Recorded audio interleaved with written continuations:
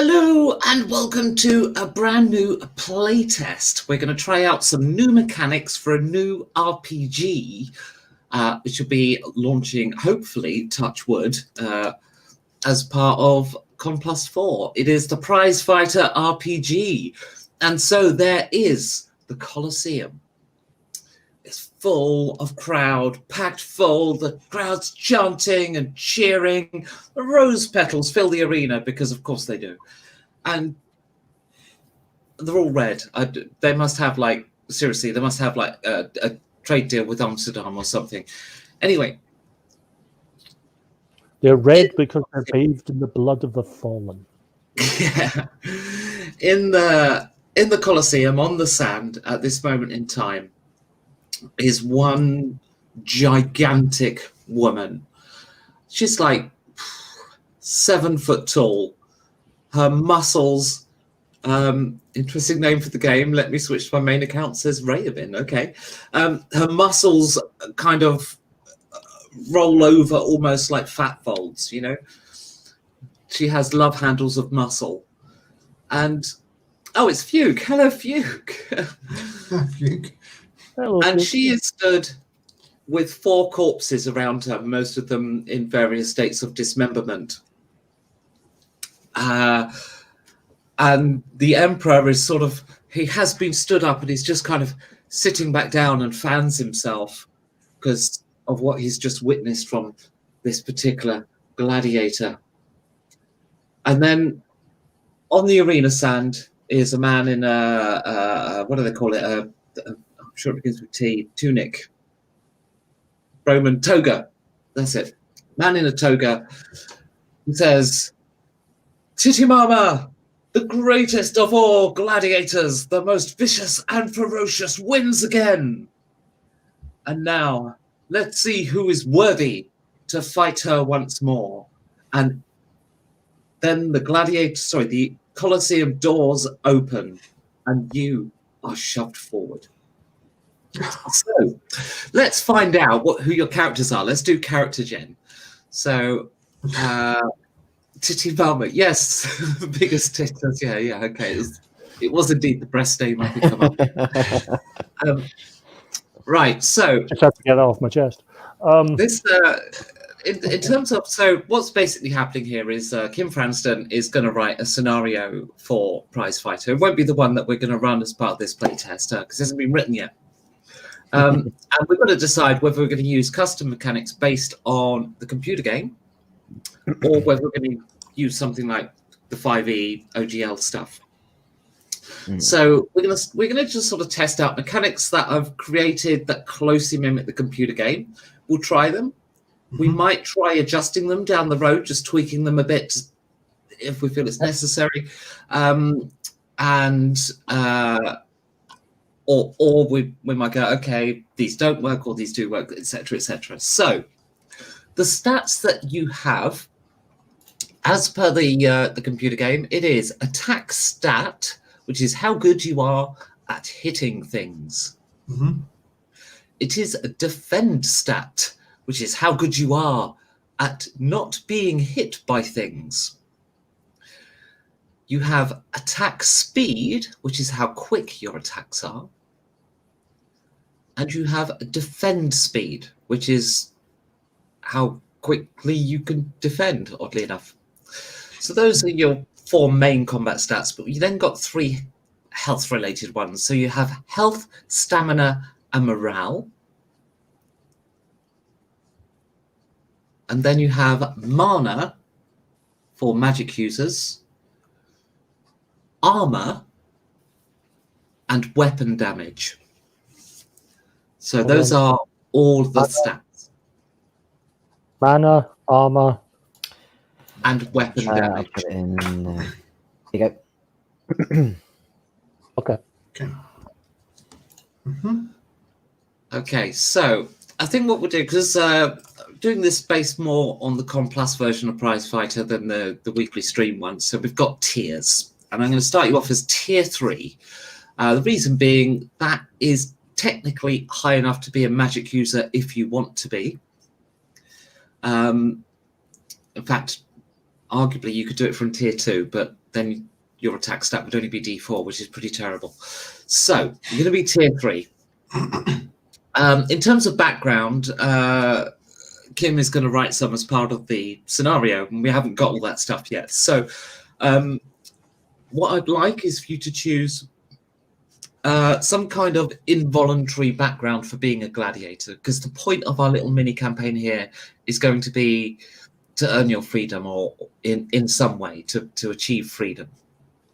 Involuntary background. Yeah. Bonus point for copying Russell Crowe's. I will not be copying Russell Crowe at all. I was going to say I was not going to be a Spanish general who speaks in a slightly affected British come Australian accent. I was going to be a German commander who spoke with an American come Russian accent. No, because that's completely different. No, I wasn't going to do Maximus Decimus Meridius. This It's is too obvious. This is where my Roman history is not great.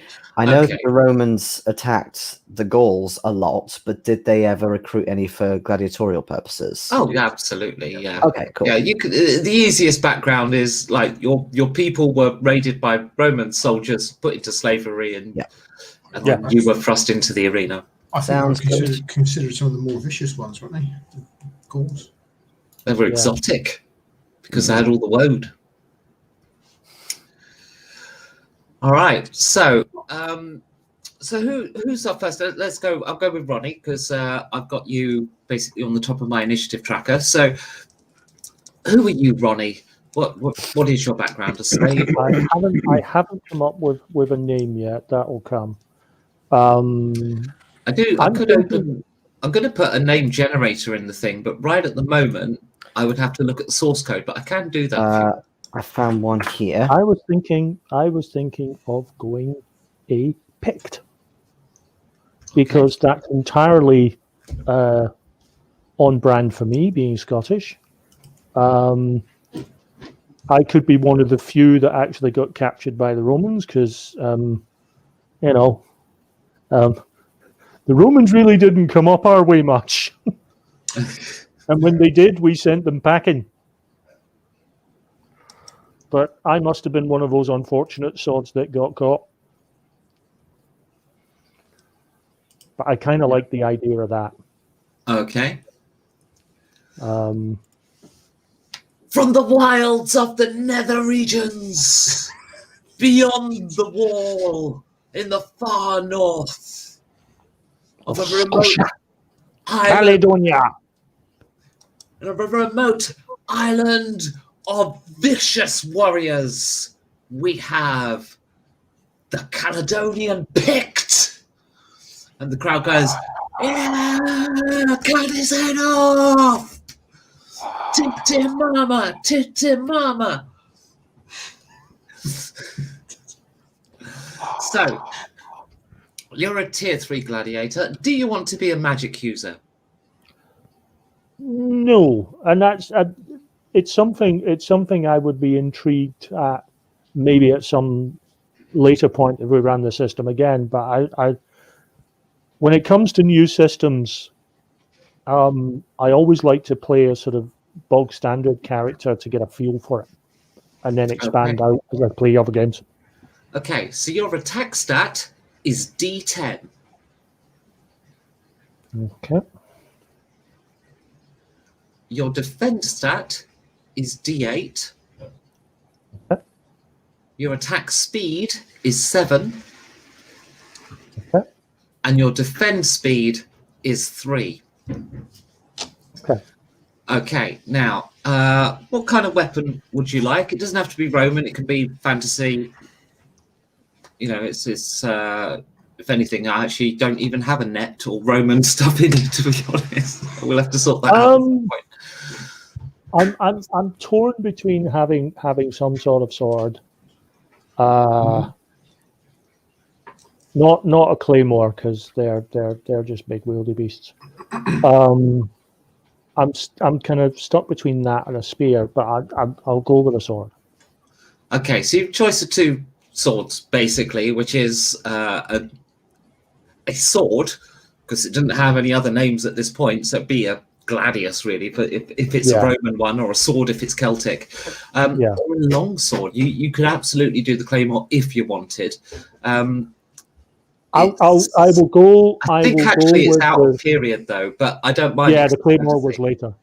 Yeah, but I don't mind it because it's fantasy. So you totally this is mixing fantasy. No, I'll go with the standard one-handed sword. Okay, so that reduces your attack speed by 1, but it increases your attack stat by a dice size. It'll be D12. Yeah, and gives you 2 weapon damage. Weapon damage of 2. Okay. Okay. You are in a cloth armor at this moment in time, and you have a round shield, so that will increase your defense stat by 1 dice size. 1 dice size, so I'll go to D10. There you go. That's your stats. So the Pict steps forward nervously in the. Well, I assume, I don't know. Maybe you're quite confident. You tell me.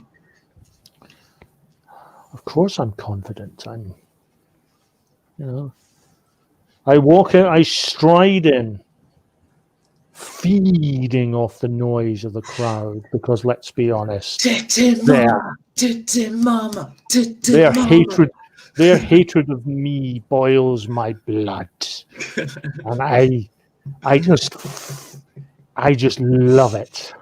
Whether you accepted or wanted this or not, the Romans have decorated you in woad, basically, which does smell. Which actually, for Picts did actually use woad. It wasn't really used. Funnily enough, it wasn't really used in William Wallace's time, but Braveheart nicked the woad idea from early Picts. Yeah, absolutely. So but you've been forcibly done because they're decorating you up as this sort of super Pict, as it were.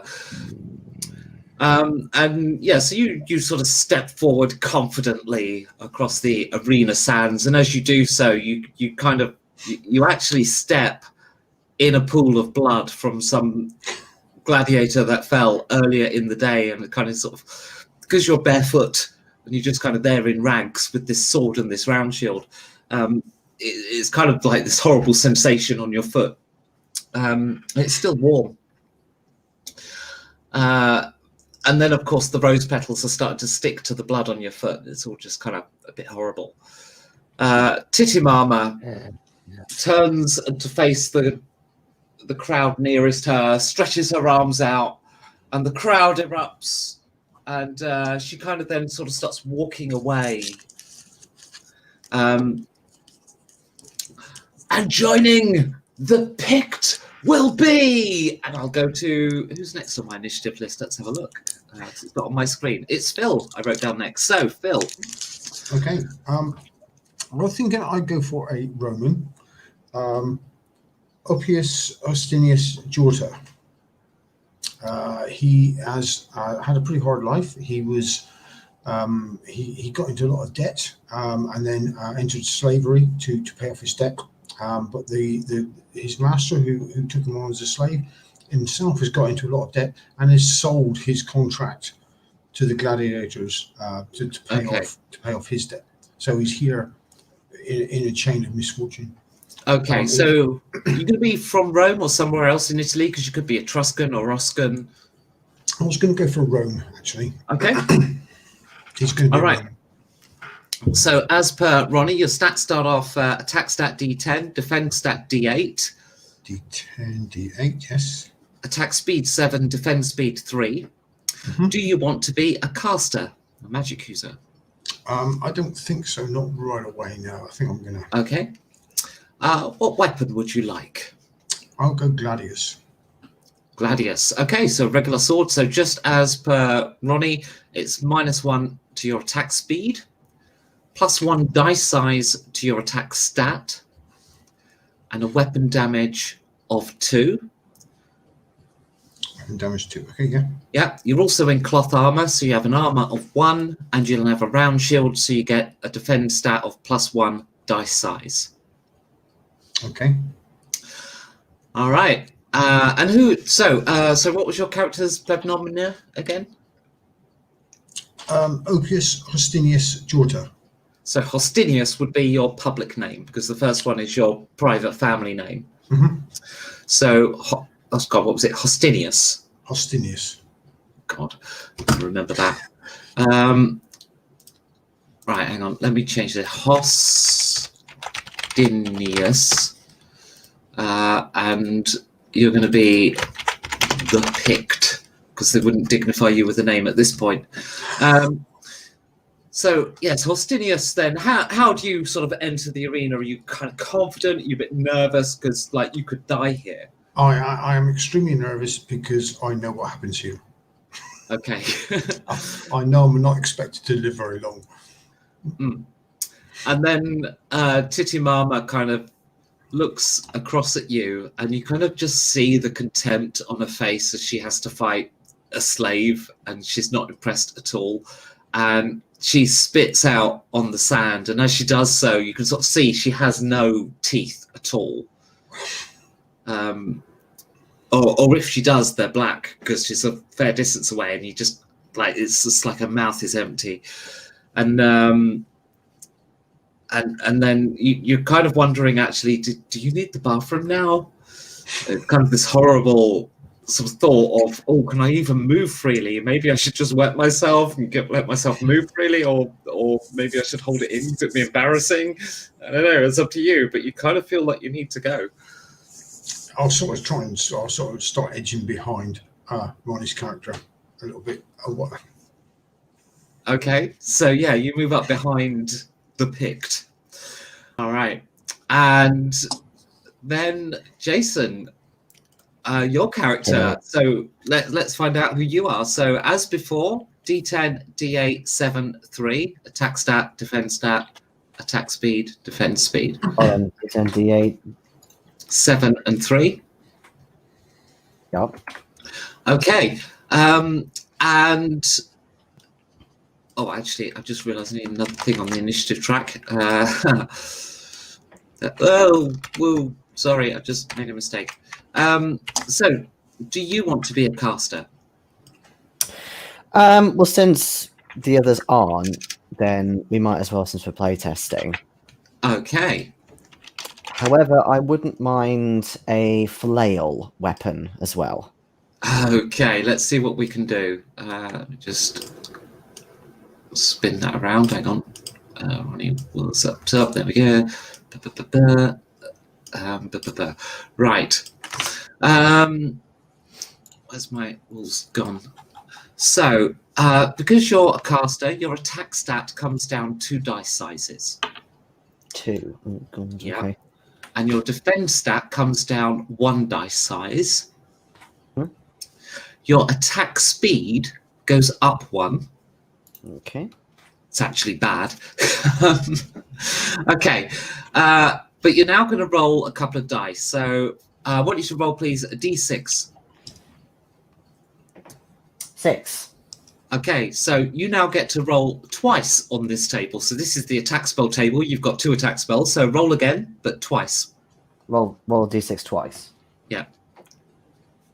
3 and 2.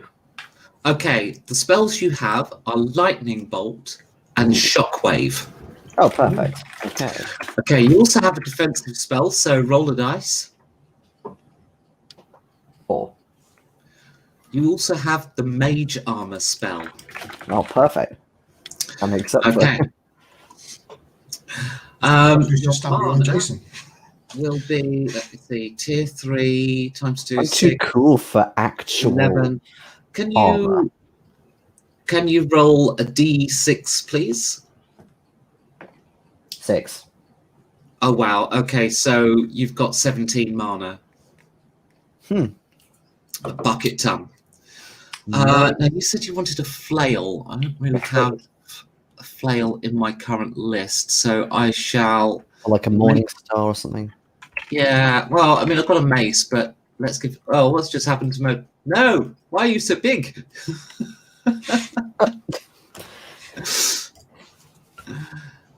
Hang on, I'll sort that out. There we go. Right, so flail, I think that'll be arguably slow, but I think what we'll do... Yeah, but once you get going... Yeah, I think I'm going to make it an extreme weapon. Okay, so your attack speed is increased by 2. Mm-hmm. Your attack stat goes up 3 dice sizes. Whoa. Yeah. So D12. Fuck, okay. Yeah. Your defense stat comes down 2 dice sizes. Would that be a D2 then? Ah, right. That is pretty much going to mean you won't be able to use that weapon because people will hit you every time. Right. If it goes below D4, you will get hit every time. So sub might be an idea not to take a weapon that gives you a penalty on defense, given your current defense stat is quite low. Yeah.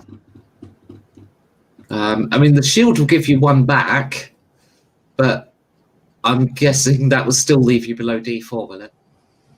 No, it will make me a D4.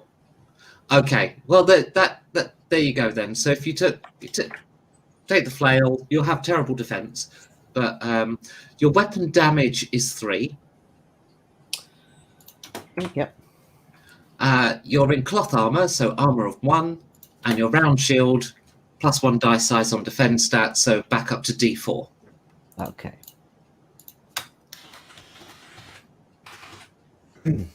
Okay, so who is your character? Oh, what's the health, stamina, and stuff?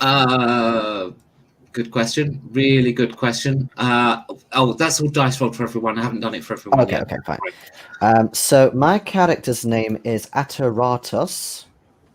Okay.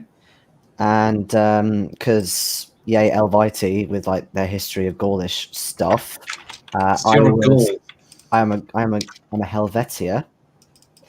I was involved in the Gaulish War, specifically the battle just outside of a place called Bibracte, where the Roman legions apparently besieged lots of gathered Celtic clans of Gallia, and apparently Caesar was potentially there and took a load of gold and shit. Captured by Caesar himself, entering the arena for the first time. One of the warrior races of the far north. The Gaul! And in you come. Now, are you nervous? Are you confident? How are you feeling as you enter? Probably a bit kind of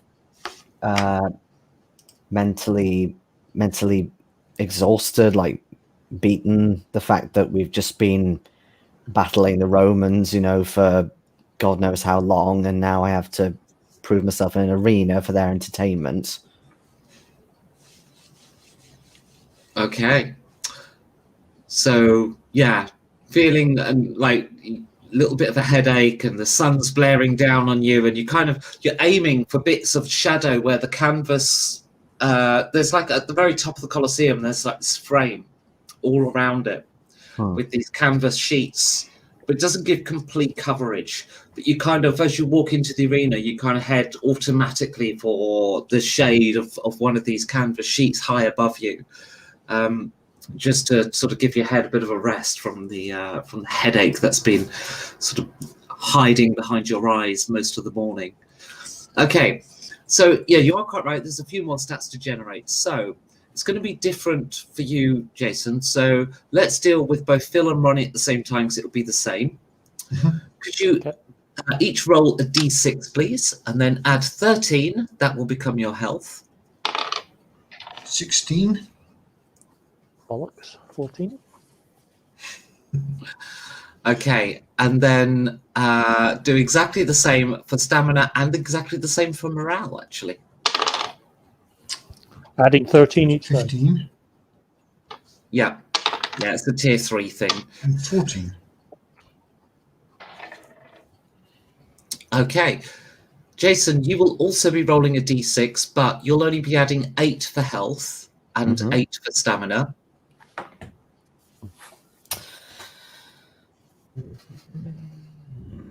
Better.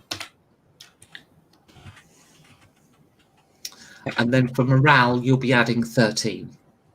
Oh. Yeah, your morale isn't nerfed. Okay. I'm challenging! Sorry. And the qualifier to face Titimama today will be these fine Roman gladiators. And then the gate at the other end of the auditorium goes up. Titimama now walks to the edge of the arena and kind of leans up against the sort of outer wall. And then in comes 3 in a row gladiators on chariots being drawn by 2 horses. And they enter the arena and they kind of fan out to your left. So they kind of go clockwise around the arena. And all 3 of them, it's sort of internal. They've got bows. And you notice daggers, and they're basically wearing tunics, and that's it. I know we're not meant to be thinking of the Russell Crowe thing, but I can't help but think of the Hans Zimmer music at this point. Absolutely. So there's a lot less obvious than in the film at this moment. But these guys, they sort of start fanning around the outside of the arena. So I need to add somebody else to the initiative track. The Equitanes. And there's 3 of them, as I say. So the first person to act on our initiative track is the Pict. So, Talorgan. So, what is it you want to do as you see these guys sort of stampeding around? I guess actually what I need to do... Is one of them quite close to me? What I'm going to do is I'm going to just drag my whiteboard up to the top here so I can actually access it. And then, so if we imagine... Here's our arena. Oh, slightly. You guys have come in. Titimama is over here, and these guys are riding around the outside of the arena. Okay.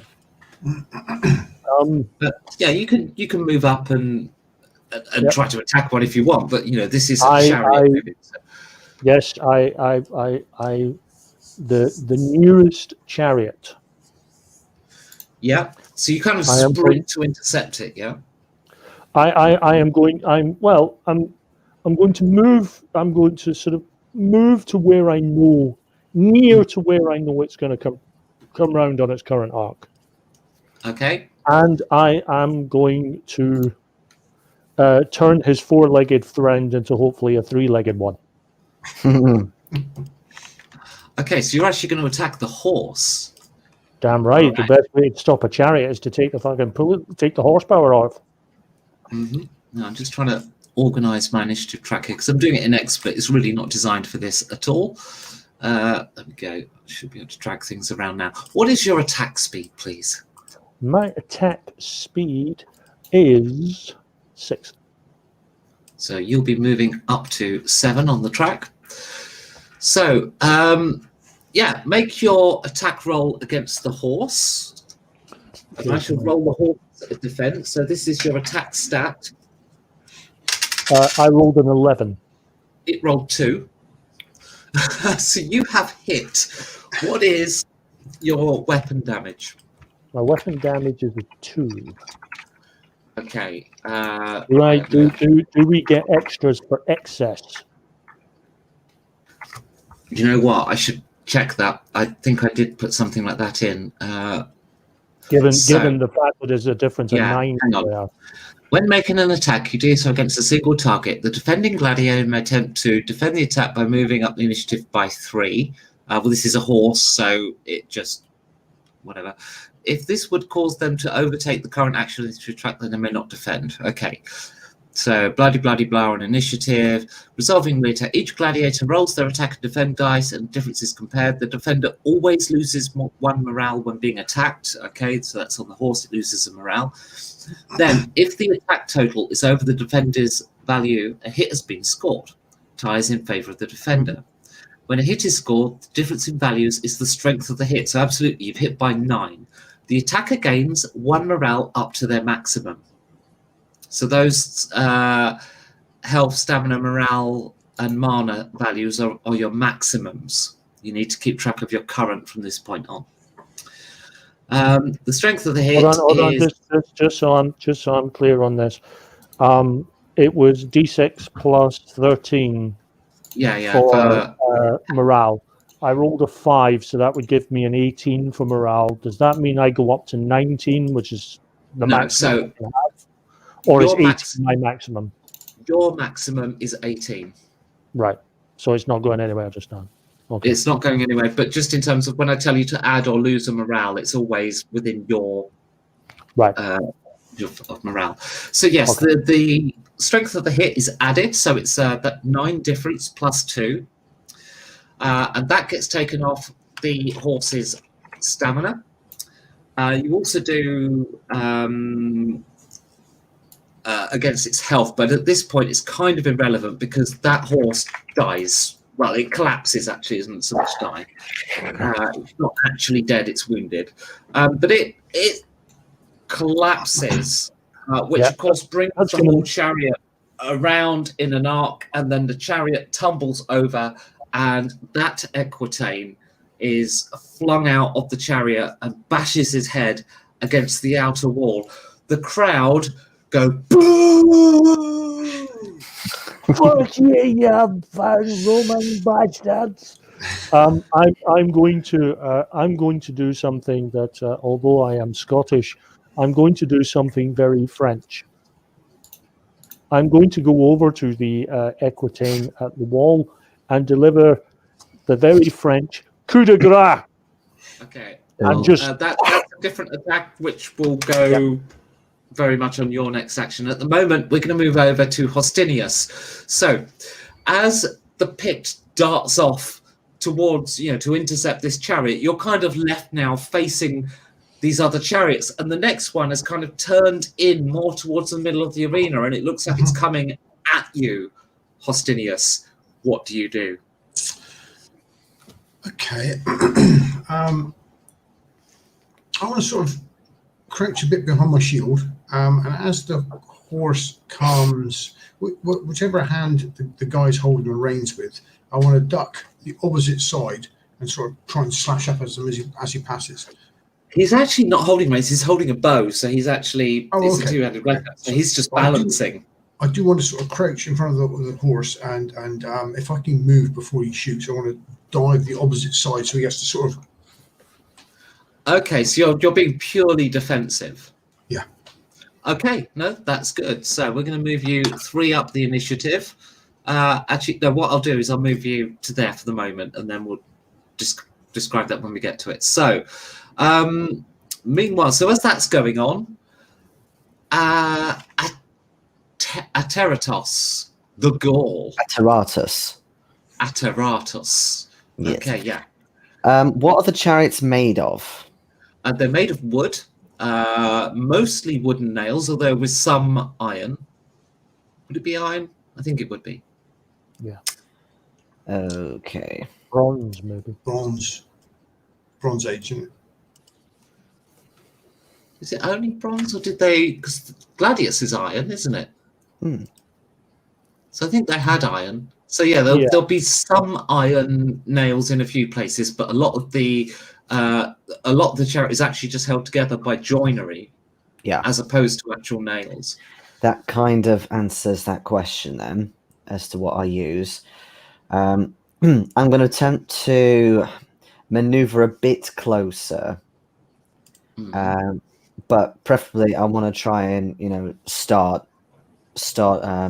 like a Catherine wheel, kind of twirling around with my flail to attempt to either take one out, or if I can take 2, that'll be helpful as well. What, 2 chariots? No, way too far apart. But So what are you aiming for though? Because there's a couple of horses, there's the chariot itself, and there's also an archer who's going to try and loose a bow.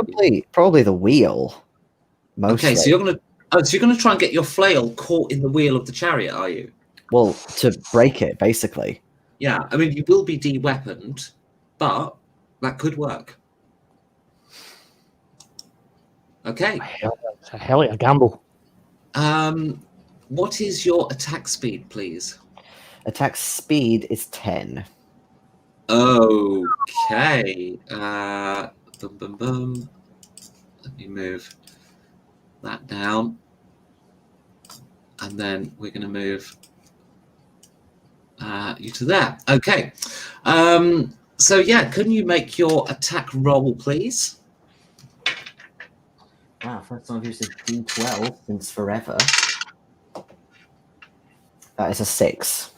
They also got a 6. So you try to let loose the flail into the wheel. It snaps away. You let go so you don't injure your wrist. But the flail sadly just drops to the side a few meters away in the sand. It doesn't actually get caught on anything, sadly. So, and then the chariot kind of skids around. And as it does so, the Equitane looses an arrow. Okay, can you... well, first of all, actually, you, Jason, you're not in a position to defend it. Okay. Because your attack speed took you right round. So on the initiative tracker, if you defended, you would be pushed beyond the turn. And you can't get that far ahead of initiative. So he basically gets a free shot. And he hits you for, what is the damage on a bow? If I get the webpage in front of me again with all the stats on. Bow is 2, so 7 stamina. So you lose a morale. Your stamina has been reduced by 7.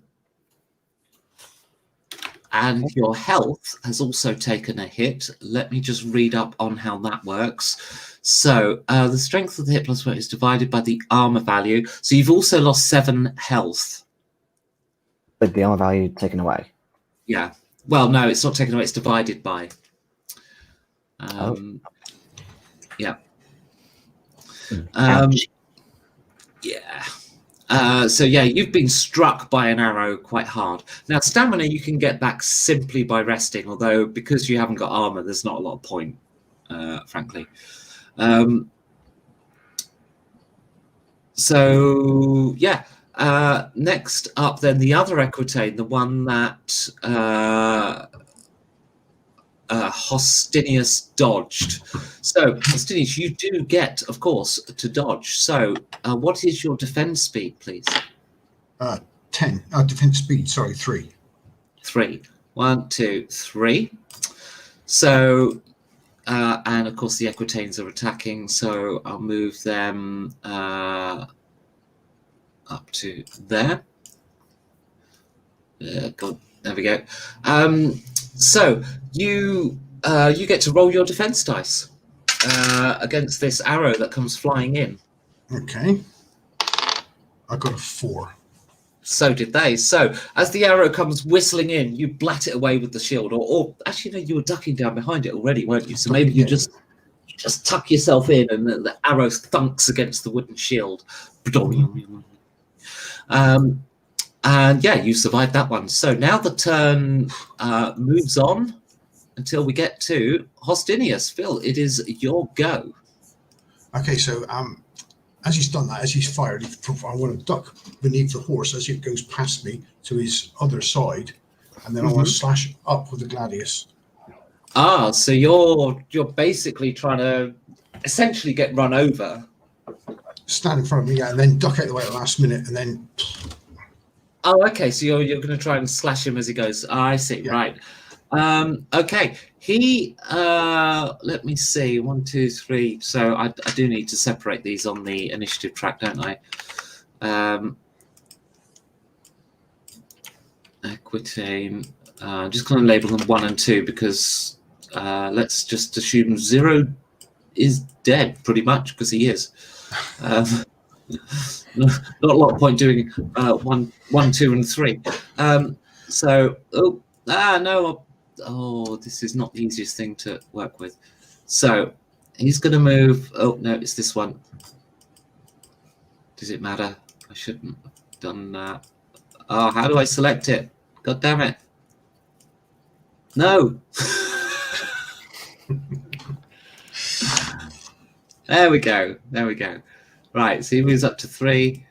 That one moves there. So he's going to roll his defense. Although he's only armed with a bow, so that's not terribly useful. But he has rolled it. What's your attack? It's a 5. You have hit for 1. What's your weapon damage?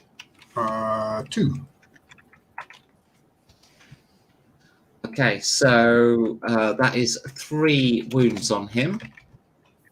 And 3 stamina off. And of course, -1 morale as well. All right, so yeah, you get a small hit on him. But really, it wasn't so much as a hit as he dodged out of the way, he banged his hip hard against the chariot's, the lip of the chariot, and he hurt himself a little bit. It's like he got punched in the hip. Okay. So what was your attack speed? Sorry, I haven't moved you along. Attack speed 6. 6. 1, 2, 3, 4, 5, 6. So you move to there. So the next person is the Pict. It is your go. So yes, this other Equitane is basically rolling around on the floor, dazed. You think he's basically hit his head on the side of the arena, concrete wall. Well, I'm going to pin him down with my sword. Okay. Are you going to run him through, or are you going to look to the Emperor for a signal? Balls to the Emperor. I'm going to run him through. Okay. The crowd erupt in boos, and loads of vegetables start getting thrown at you. Are you not entertained? I wonder when that would come. Yeah. Okay. I'm sorry. At least one line was coming. What's your attack speed, please? My attack speed is 6. 6. 1, 2, 3, 4, 5, 6. There we go. Equitane 2 was the one that came at Jason, wasn't it? Yeah. I'm just trying to remember what happened. Oh yeah, you tried to flail it. So yeah, he now takes a. He has moved on. So yeah, he continues to arc around the arena. He's actually got a bit further away from you. So I'm going to apply a penalty to his attack now because he's at a longer distance. You can attempt to defend this. You now have sufficient initiative space to do it. So would you like to try? Yeah, I guess by defend it's just hold the shield up. You can't really do much else. Yeah. Yeah, pretty much. So what's your defense speed, please? Defense speed is 3. 1, 2, 3.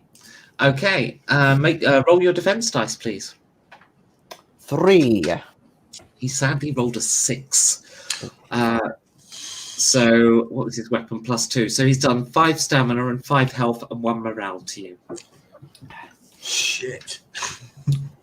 I've lost all my health. Okay, so at that moment, your vision basically blacks out, and you drop. You're not dead, but you are unconscious. Okay. Let me see, Gore, let's move him down there because you're out for now. And he would have gone 1, 2, 3, 4, 5, 6. Drops in behind the Pict. So next person to shoot is the Equitane. That is going to shoot at Phil. Mm-hmm. So let's move him along to there. You can defend this. They take a shot. I will. With their bow, and your defense speed was 3, wasn't it? Is everyone 3? Yes, -3. Very much. Okay. I'll roll a 4. Okay. So yeah, this arrow fires at you, and you're aware enough of the situation to sort of position yourself at an angle that's awkward for him to get to. In fact, as you're moving over slightly to get out of position, so he's sort of turning, and he actually rubs that fresh bruise against the side of the chariot again. It's like, oh, god damn it! And the arrow flails wild and strikes the concrete wall on the outside of the arena. And there's this because lower down in the arena are actually the rich seats. This senator, you assume, kind of drops his drink and sort of has a bit of a moment, thinking he was about to get shot, but he wasn't. Okay, so next up is the Pict. So yeah, you run this. Vegetables are flying at you. Yeah, I'm Scottish. I'm not used to fruit and veg. 5 bars. See, fried Mars bars. That definitely. I'm looking for the nearest for the nearest Equitane. Yeah, I mean, everything's just kind of like got scattered and mixed up now because we're not really tracking position that closely. But I can draw it if you like. But basically, you can get to the one that's attacking Phil as it's coming back around, sort of coming from the other direction. My strategy with the first chariot worked so well. I'm doing it again. So you're going to try and attack the horse as it comes past. Okay. Okay. And your attack speed was 6, right? My attack speed is 6. Yes, it is. Okay. The Equitane will try to dodge out of the way. So make your attack roll. 11. Again. Oh, blimey. You've beaten them by 4, so weapon damage was 2, wasn't it? So you've done 6, essentially, to the horse. The horse does not drop. It gives a loud neigh as it goes past, but instead of managing to sort of hack at the leg like you did with the last one, which collapsed it, the horse kind of ducks at its trot at or its gallop at the last moment, and you end up striking the body of the horse. And yeah, you give it a solid hit, but the horse carries on past. Hostinius. Hostinius.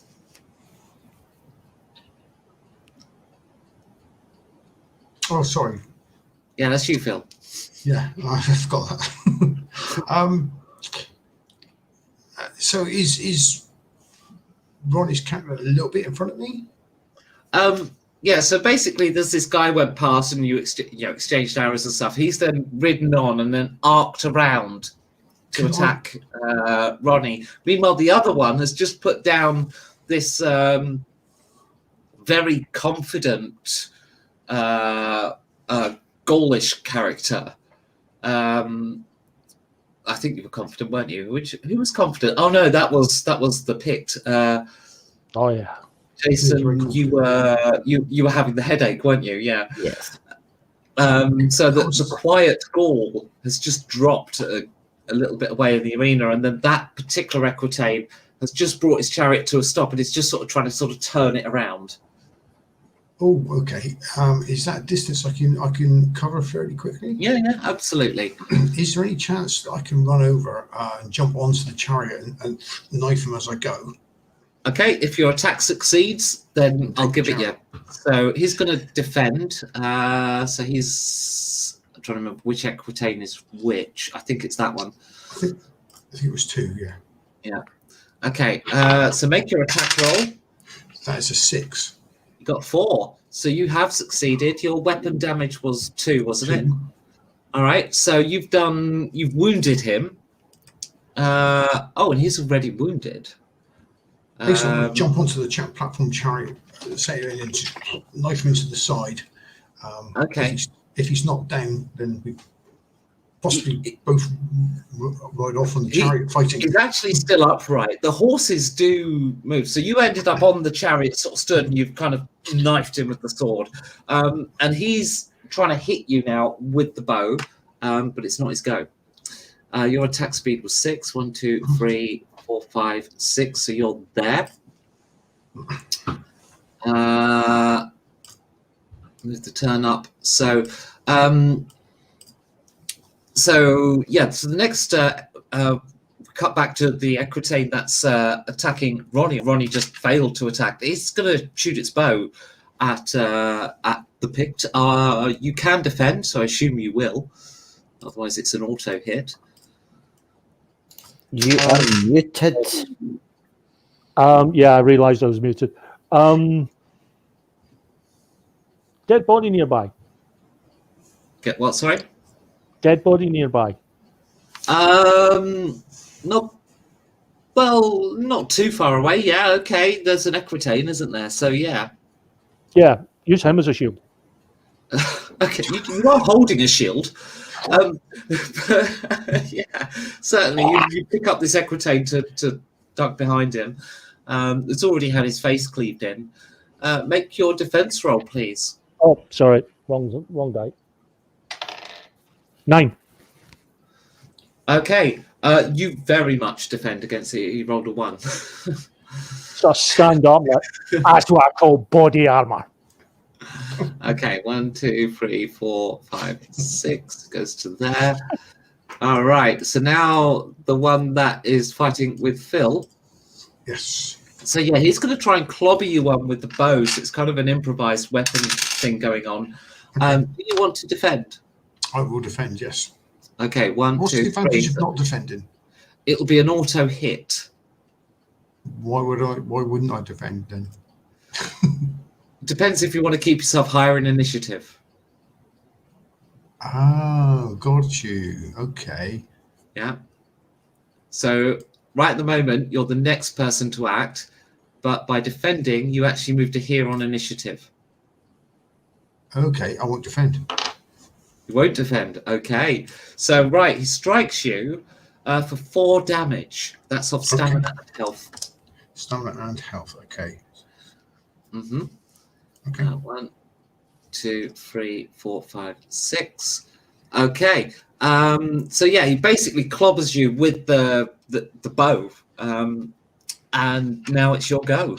You just kind of take it and then Stab him again for a 11. Okay. He can attempt to defend, so he ends up there. But of course, it's only a D4. But that means you do 7 damage to him. He's already extremely wounded. So, yeah. What weapon did you have again? It was Gladiators, wasn't it? Gladius, yeah. So Okay. what, Jason's hit him. I've gone and stabbed him. And I've stabbed him Yeah, again. and you've hit him again. So you've killed him by enough that if you want to behead him, you certainly can. Oh, I'll be okay. Yeah, as we're riding around the stadium, the Colosseum on the chariot, he sort of kneels down. I sort of hack his head off the back of the chariot and push his body off. You now have you're on a chariot with some wayward horses. Okay. I didn't think that through.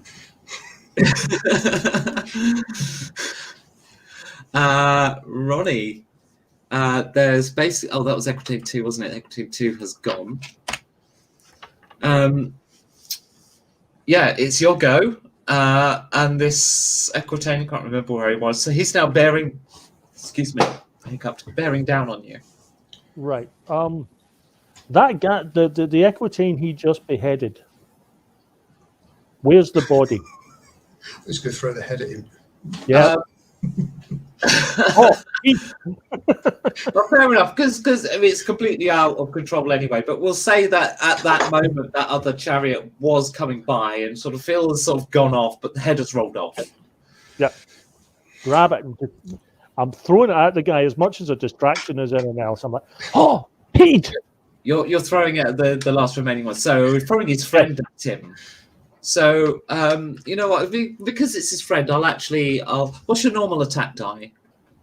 D12. Okay, but that's with a weapon that gives you +1 die, isn't it? Yeah, D10. So, yeah, it's going to be D10. But what I'm going to do is I'm going to say all the damage of this applies to this person's morale. Yeah, that's fine.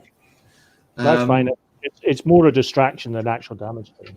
Yeah, so he's not going to defend. Roll a 6. Rolled a 6. So you've taken 6 off his morale.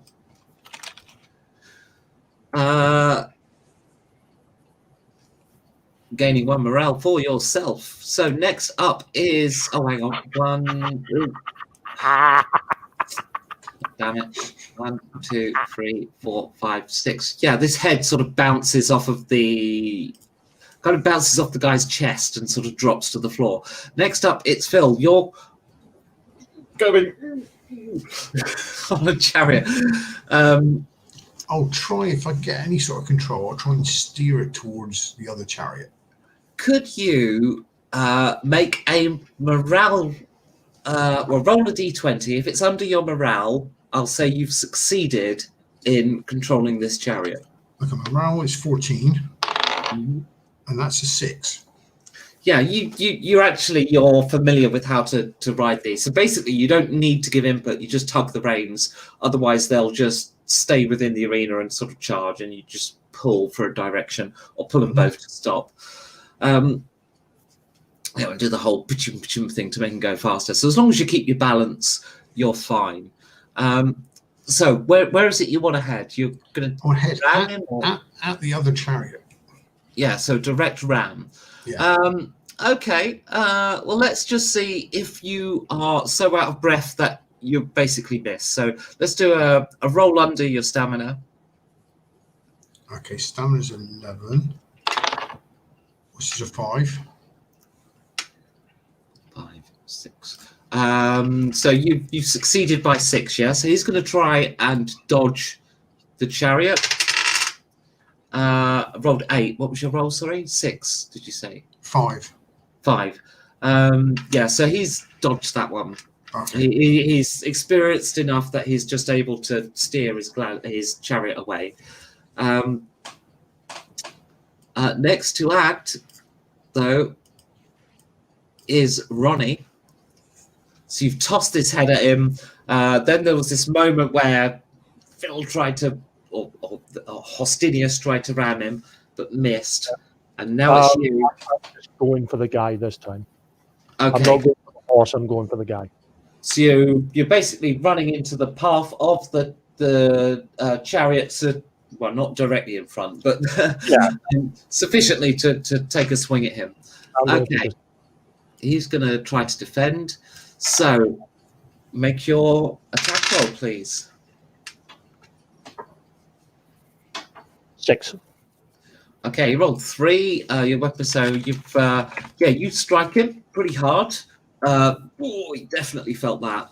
That'll be 5 on him, won't it? 6. So next up, Phil. Can I sort of slow down as I pick past Ronnie and pick him up so he can chase the other guy on the chariot? And Yeah. fight Yeah, you can kind of maneuver around. Yeah, you kind of pull up next to Ronnie. I'll drive you fight.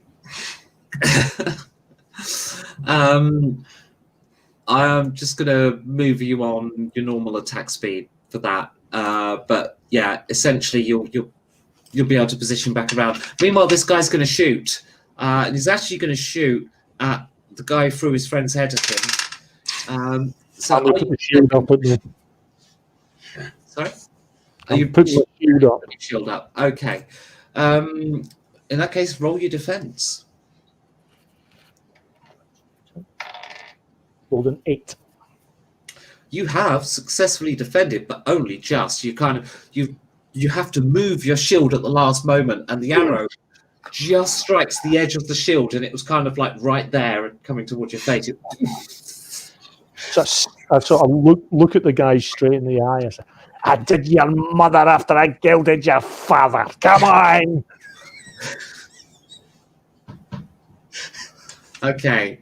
Phil, make a Never put me in stamina. a gladiatorial arena. Make a stamina check to see if you can position the chariot directly alongside the other. My stamina's 11. I rolled a 10. Okay, you've done it. You've done it. You're right alongside. That brings you to there. Ronnie, it's your go again. If he's near enough, he's getting swung at. Absolutely, you are alongside. He will try to defend.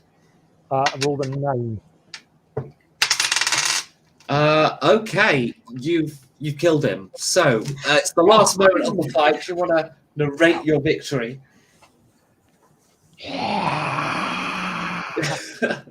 And then a tomato hits you directly in the face. Possibly a potato, even though they haven't been discovered in Europe yet. Whatever it is, it was hard, and it immediately followed a tomato. We'll even do a victory lap on the chariot. Yeah, absolutely. So you do a victory lap. On your heads. And so it is that this motley crew of slaves have qualified to fight Titimama next week in the arena. Thank you for attending today's show, Rome. We love you.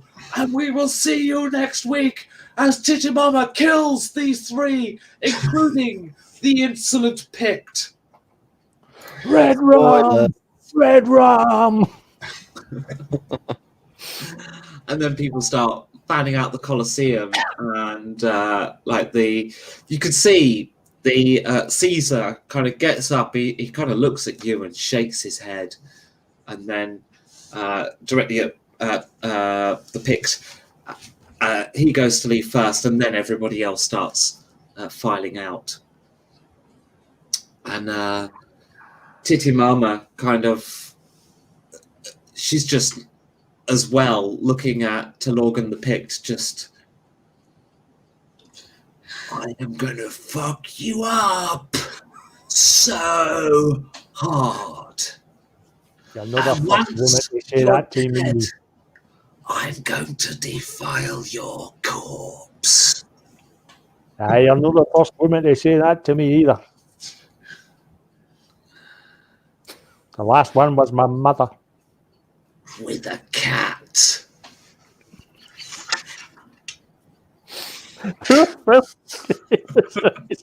Double.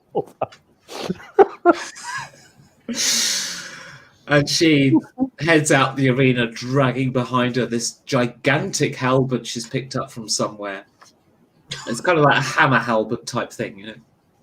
And then you see your owner sort of come out of the gate you entered by. It's like, you lot, come on. Let's get you back to the Ludus. Feel like I've rubbed done. Pick up Better go and pick the gall up. the goal. You're kind of conscious now at Eretos, but you're,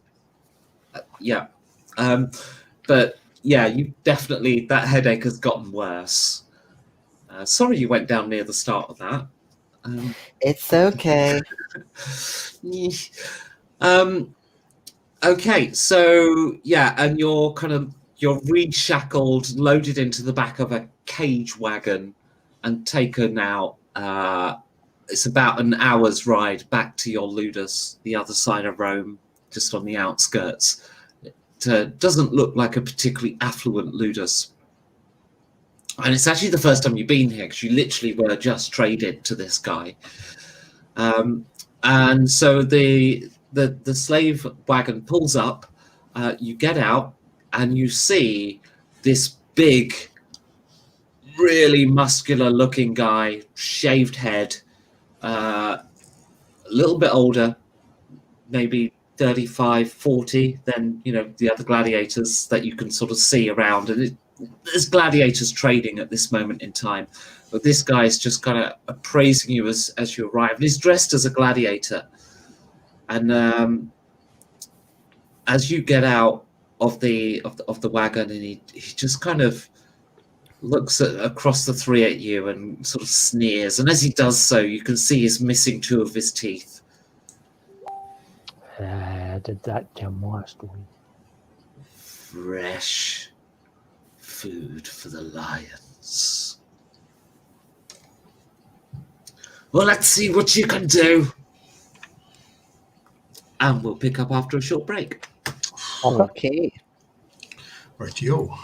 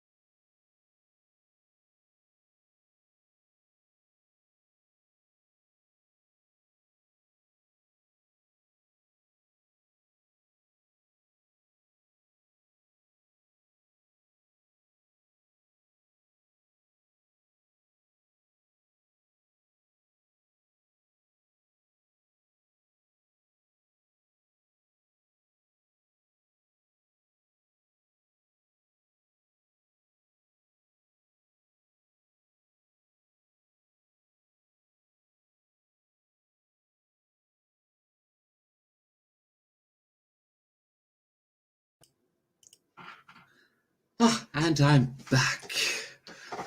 Oh, I've missed some chat. So, Fuke's still lurking. He says he's enjoying listening to this game. And he's also amazed that Lord Morbius isn't playing in it.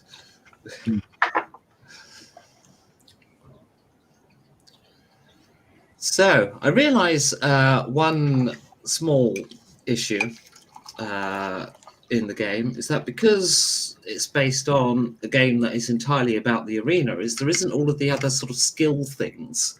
Although there could be in essence because we haven't done the backgrounds yet. But anyway, let's go off to a more role-playing-y bit. So, yeah, so he says, let's see what you can do then. So, right, come here, all of you. Let's see. Oh, and then the owner of the Ludus is like, these men have already fought, actually. So there's no training today. They deserve a meal. Apart from perhaps this one, this Gaulish one. He went down in the arena. He looks weedy. Scrawny. Too scrawny to be a gladiator. Why did you buy him? Gaul.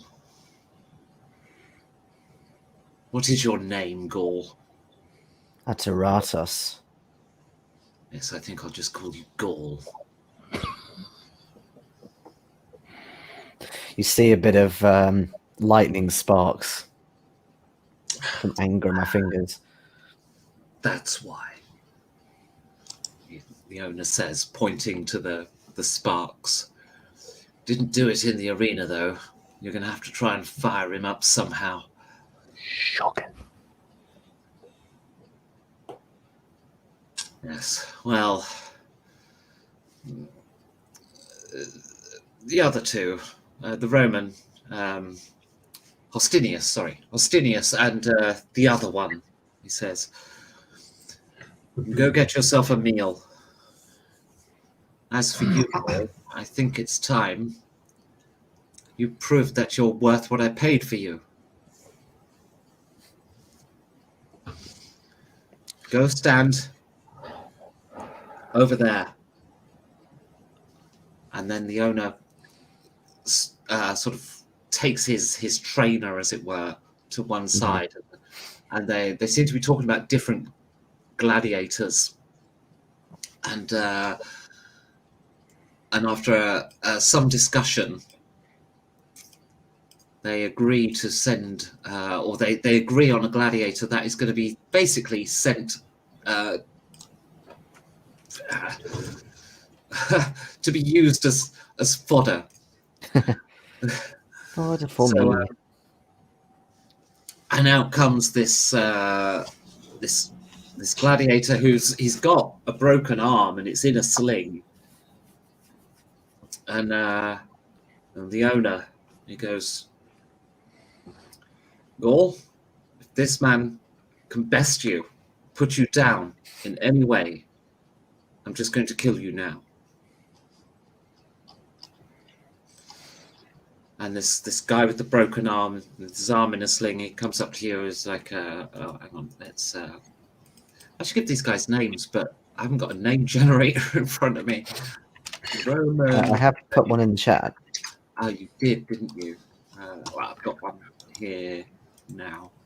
My name is Gladiator. My name is Gladiator. Rufus, I'm Gladiator. going to call him. Rufus with the broken arm.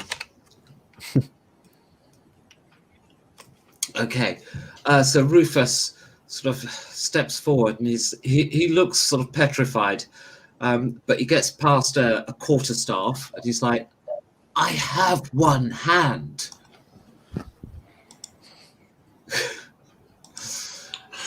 And then he kind of looks at you and is like,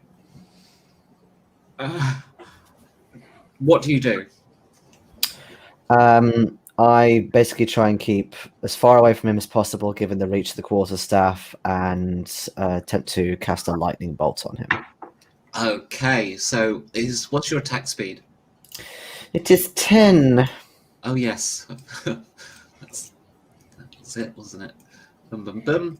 Okay, so yeah, you step back and then you unleash the power of your fingers, as it were. And I need to look up the spell in Tebuk, which please tell me I haven't closed. No, there it is, a different tab. Right, lightning bolt. Let's see how this works. So you need to remove. Hang on. So he loses 2 morale and 3 stamina straight away. And then he loses 3 plus armor health. And he's in light armor, so he's lost 4 health. You've lost 8 mana. But then I'd like you to roll a d20. D20.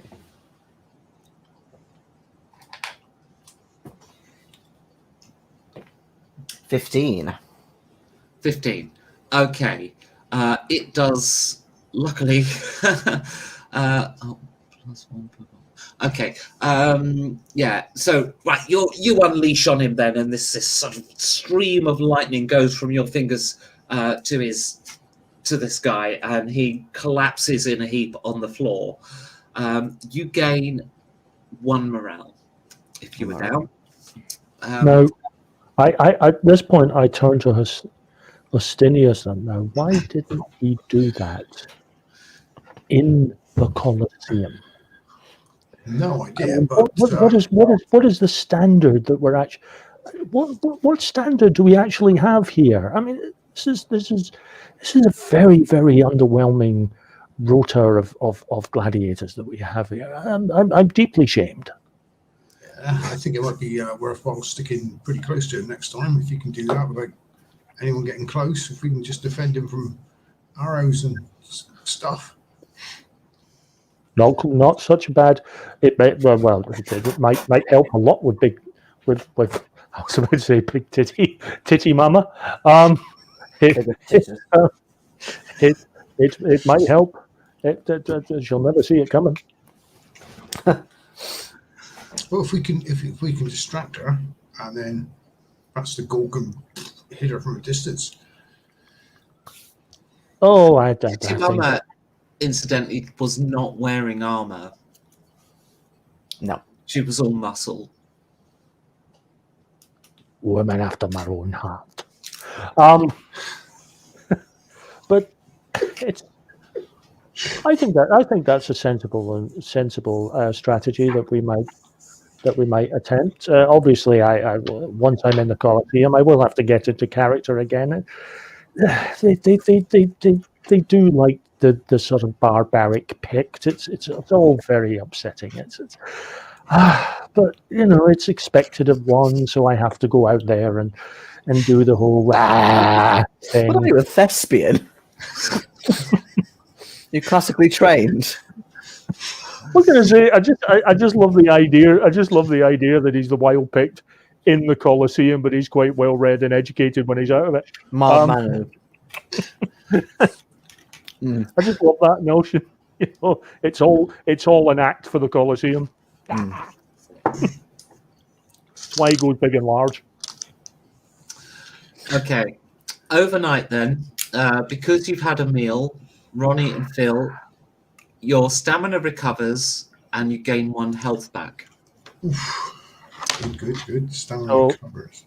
They can't go over the maximums that they started Can't go with. over maximum, no.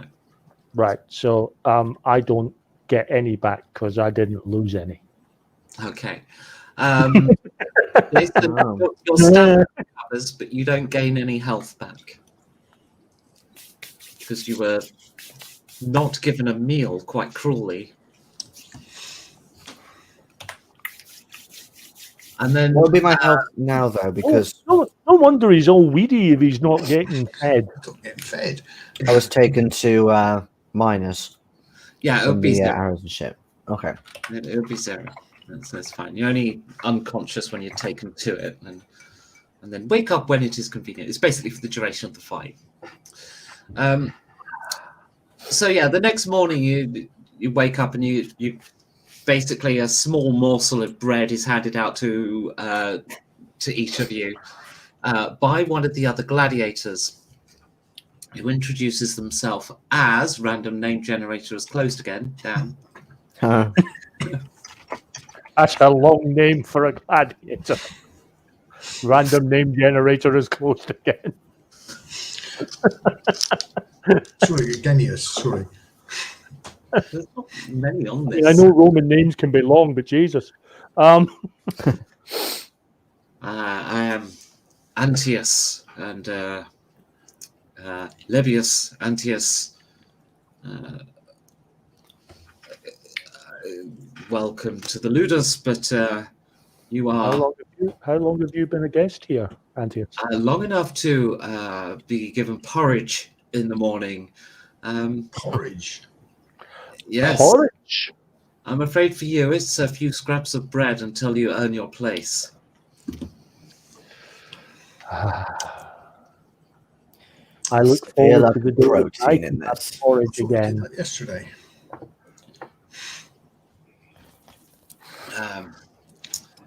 There's, What are people going to do to earn their place?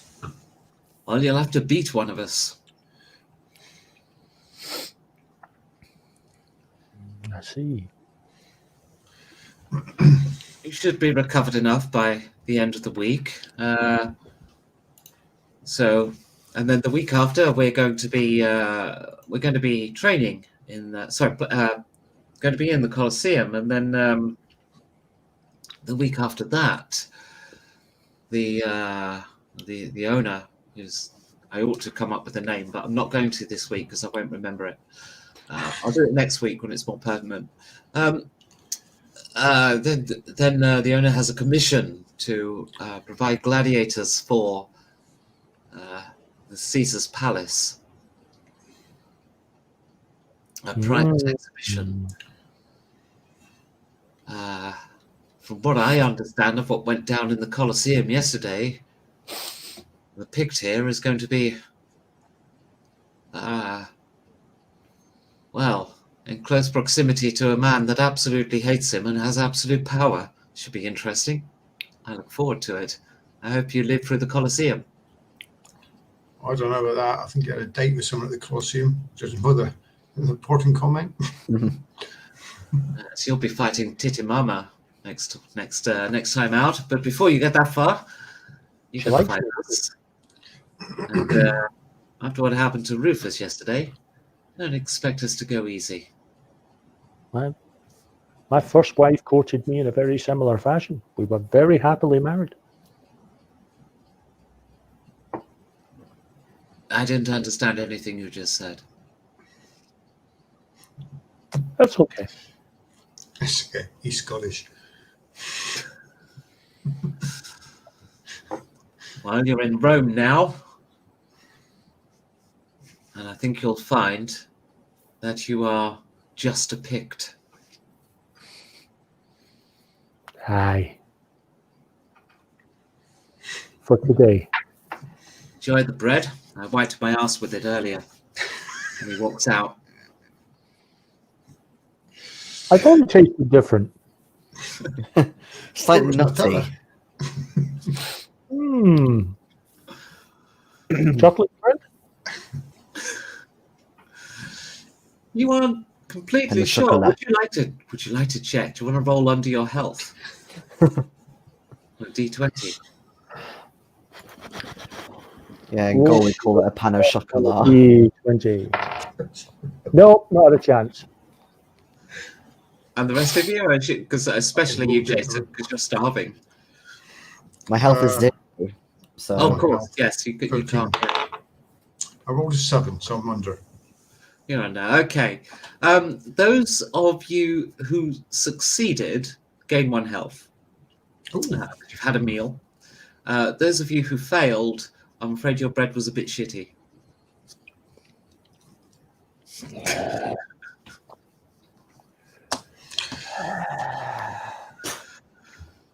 I've got a feeling that that poor, slightly deluded man is going to have to be taught a lesson in proper anal hygiene. Oh, come on, you've had worse things on a Saturday night out in Glasgow. Not on my bread, I haven't. Okay. Later in the morning, you're basically summoned to training, and at this point, you're not fighting other gladiators in the Ludus, even with wooden weapons or anything like that. What they do is they've got some basically some memphits on chains, and you're directed over towards some green memphits, and so these little flappy bird things, and they're kind of, as you approach them, they kind of angrily flap towards you until they're caught by their chains.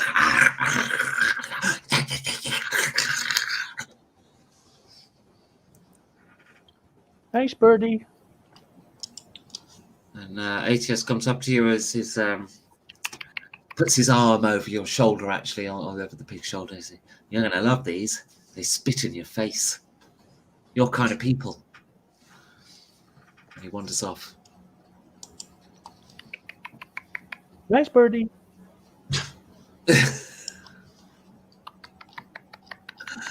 It ferociously gnarls at you. Yeah, I don't think they like you.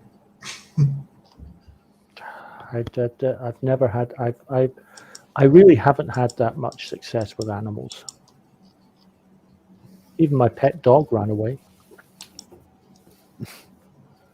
Were you happily married to that as well? No, we were just going steady. Casual relationship. It's just You can't have a casual relationship as well as going steady. That doesn't make sense. it was a steady casual thing. I know what I'm talking about. Steadily casual. It was. What's like smart casual?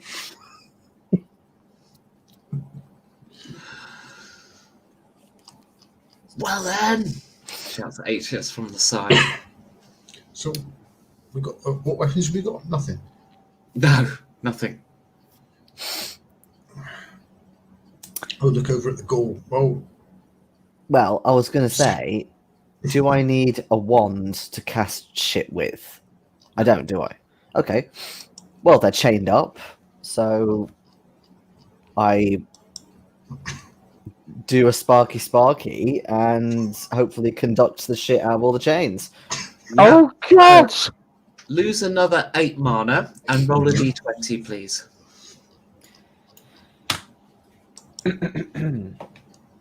17. Okay. They all fucking Fine. explode. Gain a morale. Mm-hmm. Um, I don't have so anything yeah, to gain. you basically just, without sort of really even giving it much thought, just zap this memphit to oblivion, and it explodes, and this cloud of green gas fills the air around it. Luckily, because you hadn't even bothered to get close enough to hit it, it doesn't even come near you, and eventually it kind of like dissipates and thins out, but it has a kind of sulfurous smell. Do you And, not like animals either? Huh? You can have to show us how to do that. It is passed down through blood only. You cannot learn Well, such your a hatred thing. of animals.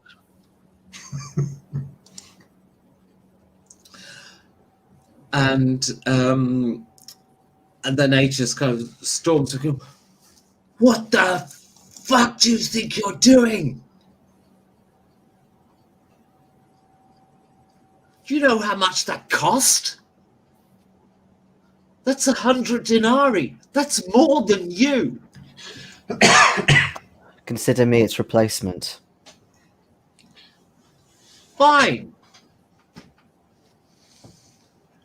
And he calls over 3 gladiators.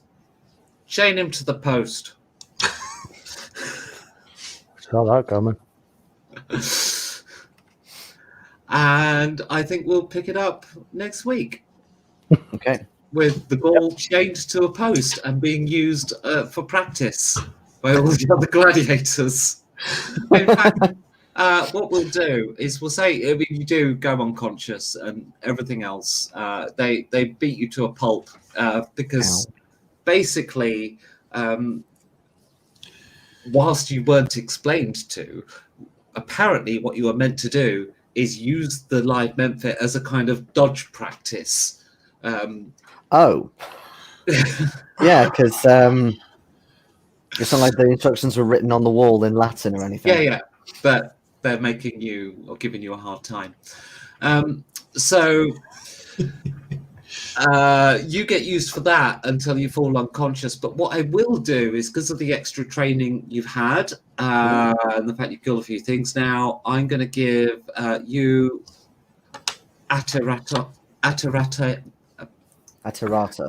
Jason, I'm going to give you basically a skill up is what I'll do. So you may either, I'll say a minor skill up at this point. So you can decrease an attack speed, decrease the defense speed, or actually I don't think there is a major or minor on this. So you can increase an attack stat or increase defense stat.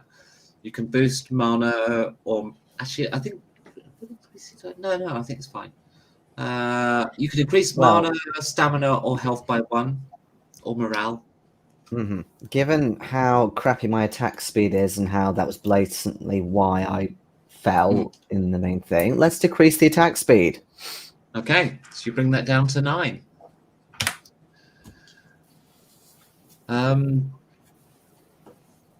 So Fuke is asking, how does mana regen? And I just need to actually just check my notes here because I don't remember. I think it can actually be quite quick. Okay. I just need to double check.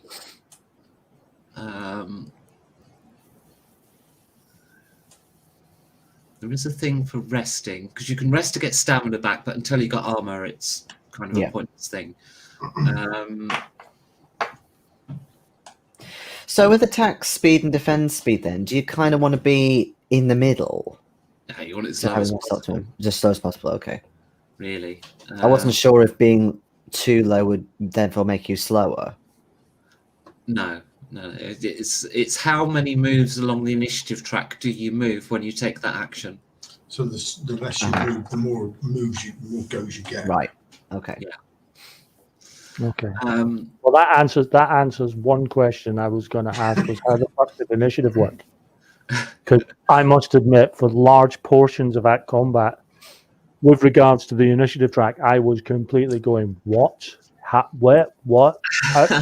Not helpful. I didn't stop to explain it, I must admit, so I can see why you'd get confused. But the idea, it's kind of a different take on an idea I had with AFA. And I know you haven't played AFA properly, but you did kind of play a dice version of it, which isn't even remotely the same thing. Because with AFA, you have a hand of cards, and by doing that, it controls the limelight, but it also allows, like, if you've got a really good hand, it encourages the wallflowers to step forward. So AFA is quite good for balancing player spotlight time. But with this, I took a different kind of approach to doing it, because I thought, because there's a bit more paperwork to do in terms of tracking combat, which might get ripped out a little bit, still of two minds as to whether to even have stamina, because I don't know if it necessarily adds anything to the pen and paper version. Which I'll come back to maybe once you've got armor and try it, and maybe you should always have armor. So I'm not ready to drop it yet, but I think I might. But what I was the approach I was taking is that because a player is involved in a defense, I thought, well, maybe if that actually uses a bit of initiative time as well, because that's spotlight time. So the reason I was confused, because I wasn't understanding the track, mostly because you are one small quarter of a very small screen, and the live counter is actually covering most of your track on my screen. There you go. There, right, that made that a little easier. So I couldn't actually see what you were doing. I'm like, it's going up there and it's going down there, and I'm like, what? And I was just waiting for you to say. Right, it's your turn again. The actual combat was fine. The rolling of the dice and everything, that was fine. That's simple enough. The initiative track, it's on screen. It confused me. All right, and what I'll do actually is I'll change the color of this one, make it stand out. That's the turn track. Let's make it that color. Would it help if you blew up your screen and we all went smaller? Yeah, okay. Whoop, hang on. There we go. Yeah. So, right, the way it works, at the moment, everyone, for some strange reason, is on initiative 1, probably because I just put everyone there. So the next person to go here would be Rufus, because he's beneath the turn track. And the Gaul, in this instance, is 10 initiative, so he's basically very last in the turn. So Well, it's Rufus 9 now, would but take yeah. that. So if Rufus was to make an attack action, that's typically about 6 on initiative, like attack speed 6. You go 1, 2, 3, 4, 5, 6. So it moves to 7. It goes to the top. Everybody else then just lifts up. All right. And let's say Rufus was attacking Hostinius. And Hostinius decides to defend, has a defense speed of 3. So we go 1, 2, 3. Okay. So the next person to act, therefore, is the Pict. So let's say the Pict attacks. So we move him over to there, attack speed 6, and he attacked the Gaul. Well, the Gaul can't defend, because to do so, we're putting the other side of the turn counter. Because it would go 1, 2, 3, and at the moment he's before the turn counter. You can't pass it. Yeah, that's the bit that's So confusing. Gaul can't defend. So now, Not this way. I don't understand the turn counter bit. okay, so now the turn counter moves. So the turn because there was nobody beneath it, right? So Yeah, it was I don't understand that bit. okay. So They're not beneath and they're not, and that okay. bit. That's what I'm trying to explain. So now there's no one beneath the turn counter. The turn counter moves along the initiative. It's effectively the same as moving everyone back toward the turn counter, but I'm moving the turn counter because it's less work to do that. So I'm going to move the turn counter to 2, nobody beneath it. Turn counter to 3. The next person on the track is Hostinius. The turn counter moves from where it was to the next person. Right. Essentially. So it's gone to the next person, who happened to be Hostinius on initiative 4. So let's say Hostinius attacks the Gaul. So attack speed 6. 1, 2, 3, 4, 5, 6. It attacks the Gaul. The Gaul 1, 2, 3 can't defend still, because that would take him to the turn counter. So the Gaul gets hit again. In this case. All right. But now the next person to act, we need to move the turn counter up to the next person. So I'll just make a little space here. Turn counter moves to Rufus. So it's Rufus's act, and he's also going to attack the Gaul. So 1, 2, 3, 4, 5, 6. There we go. He moves to there. The Gaul can now defend. 1, 2, 3. Yeah. And now the next person to act is the Pict. So the Pict attacks Rufus. 1, 2, 3, 4, 5, 6. Add it to the end. And then Rufus, 1, 2, 3. He defends. So he's successfully defended because he's this side of the hasn't overtaken the turn counter. All right. Hostinius is going to attack the Gaul. So 1, 2, 3, 4, 5, 6. Add it to the end. Attacks the Gaul. 1, 2, 3. Oh, it can't go past the turn counter, No. so Gaul can't defend. Oh, my stats are so shit. Is that making sense? No. Okay.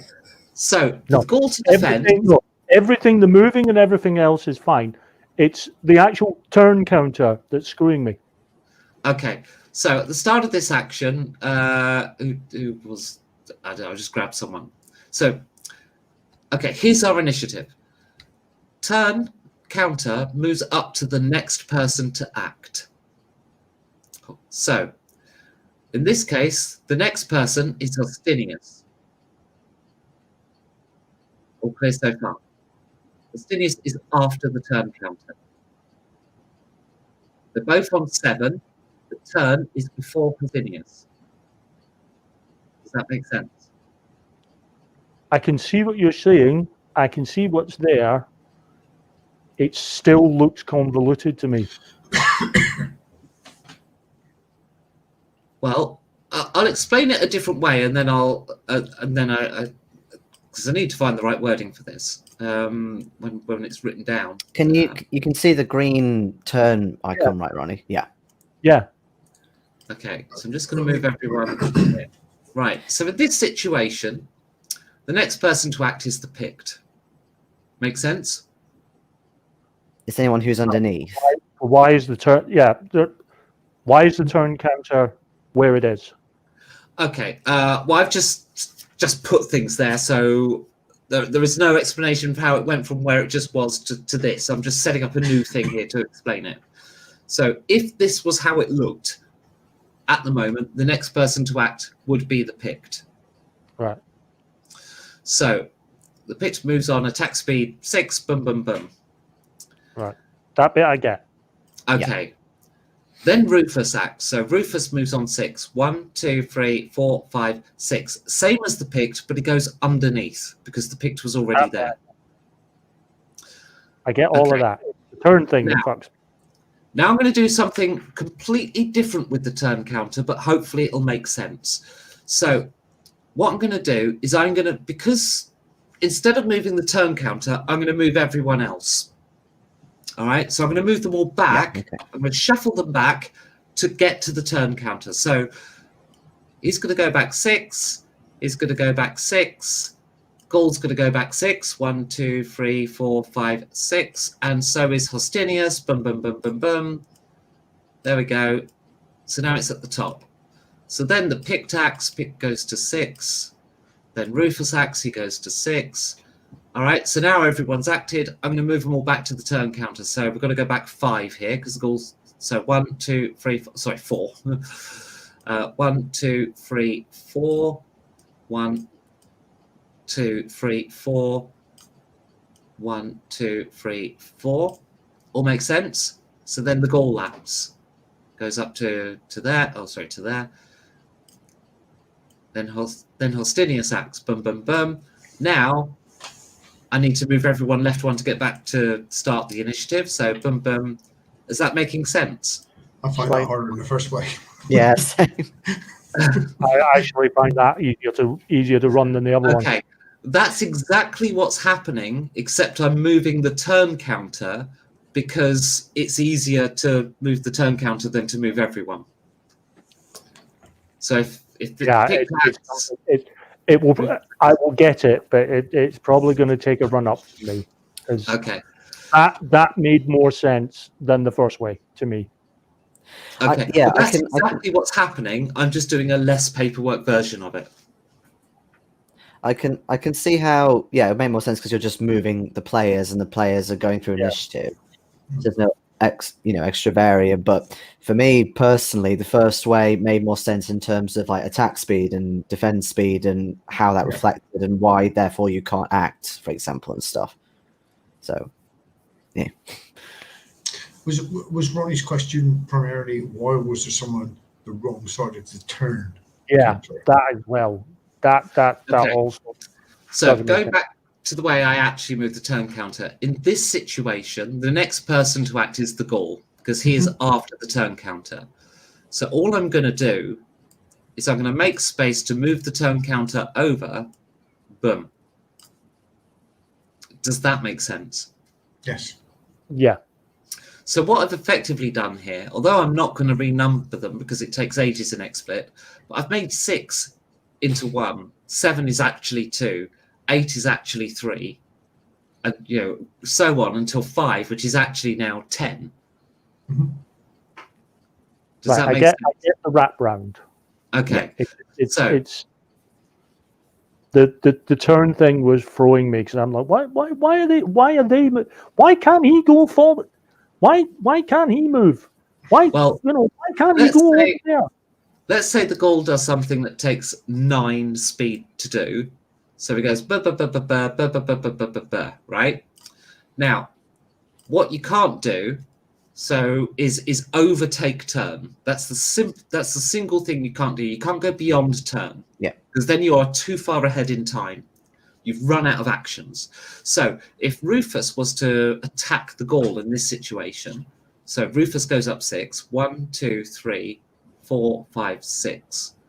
the Gaul, if they were to defend, which takes 3 actions, they would have to go past the turn, but they can't do it. I think that happens, Ronnie, when someone like, say, Jason's character has the attack speed of like 10. They run up against they wrap around and run up against the turn. Yeah, and you can't go past. Yeah, I will get it. It's odd. Do not pass turn. Do not collect 200 denarii. Basically, It's Go straight to the ludus. It's basically saying you've had too much limelight. Stop. Yeah. See, I'm okay with the notion of that they can't actually defend because they've got no actions left. Mm. That would make sense to me. That's exactly what it is. Yeah. See, that wording works for me. Okay. Fog has now cleared a bit with that. It was also the fact that it was in quarter of a screen and half didn't help. Yeah. Right, it makes more sense now than it did, but the way it was going, I was just sitting there going, right, okay, I'll get my turn eventually. To be honest, I was kind of just really doing it for my own benefit, but it is, I suppose, good for you to be able to see it so that you can manage your action economy, as it were. Because in understanding it, you can obviously then manipulate where you want to be in an initiative. This is why I wanted to go over it, because kind of wanted to understand it, so I understand. I mean, if it's too complicated, I will drop it. But it's not a case of complication. It's a case of I couldn't get my head around it. I see it better now.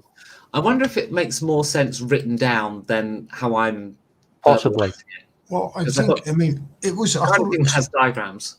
It seemed to be quite a lot of work for you to run it, but I thought the action flowed very well. Yeah, definitely. I mean, arguably I could do it with scraps of paper, moving it around easier, but I figured putting it up on screen lets you see it. And unfortunately, XSplit isn't really designed for it, and I haven't written a widget. So, I mean, I don't know if you could, for more long term, throw something together. It reminds me a bit of there was like an old Lord of the Rings role playing game where obviously like it worked quite differently to this mechanic wise, but you could always see this sort of ticker of like avatars that were moving around depending on when they could act next, like something like that maybe. Yeah, it's exactly what it is, except I've written words and I've laid it out kind of in a way to make it easy for me to count. So, I mean, in theory, I could even do an RPG tool with a Colosseum map, and you could drop avatars in and decorate them all with the prize fighter thing. In theory, that's doable, but it's not something I'm going to do straight away anyway. I'll write the damn game first. Just a few questions from Fugue. So he asks, is that how it works in the Thursday stream? And the answer is no. I mean, this is a pen and paper RPG that's been written to be as close as to how the game kind of works as you can, but ultimately it's a pen and paper mechanic. So the way attack and defense works in Prize Fighter, it's quite similar. I mean, I couldn't think of a way to more accurately represent it on paper than how I've done it here. But it doesn't have a literal thing for initiative track. What it has is the animation still playing? If you are still playing a defense animation and somebody else hits you, you go down. But the way that plays out, that means if one person is fighting one other person, they tend to sort of have sequences of attacks, right? And that's exactly what you want. But when you get another person come in, that attack tends to be undefended. And that, again, is exactly what you want, because that defender who's being attacked by two people gets overwhelmed. It happens both with this initiative system on screen here, but it also happens in Prize Fighter, simply because if the animation I'm already defending or I'm already attacking, I can't then trigger a new defense animation. So you have to be in the idle pose in the Prize Fighter computer game in order to trigger your defense animation. So yeah, when you can't defend, you get hit. So it sort of works the same way, but it's a different mechanism behind it. It's actually the animation. I stick by statement. of defense, so seems those on defense are screwed. No, you kind of want it to play the defense animation, but if you're already playing the defense animation, you can't play it twice. Feels a lot like AD&D weapon speed. I suppose it is. It's probably a little closer to 4th edition, I suppose. But then ultimately, these mechanics that we're testing here is pen and paper based very closely on prize fighting. There will be changes when it gets turned into a game. We might even use 5e. We'll make a decision at some point. I think the main thing I learned tonight was that because we haven't done any of the background stuff yet, because Kim's going to be writing that, is we haven't got the skills list. And you do need that skills list because it's just not part of the RPG, part of the computer game. But it does need to be in an RPG because you need the rest of that character. The character again needs to be more than just a few dice rolls because you need to kind of understand who that person is. But when you've got the background, we can do all of that. But no, in terms of the actual combat system, my head not quite getting the initiative tracker aside. I liked the combat system. It was fast. It was. I thought it worked very well. It was very fluid. The damage system was easy to understand. I actually liked it. I think because you're not having to roll separate damage speeds the combat up. Where you're you're adding a set number to the excess. Yeah, I think is a faster system. I